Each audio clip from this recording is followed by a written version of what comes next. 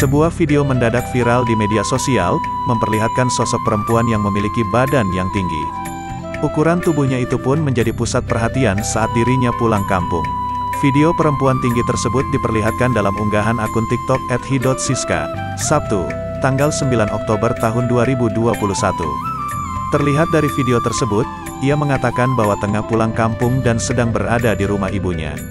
Saat berkumpul dengan keluarganya, ia merasa dirinya seorang raksasa karena postur tubuhnya yang tinggi.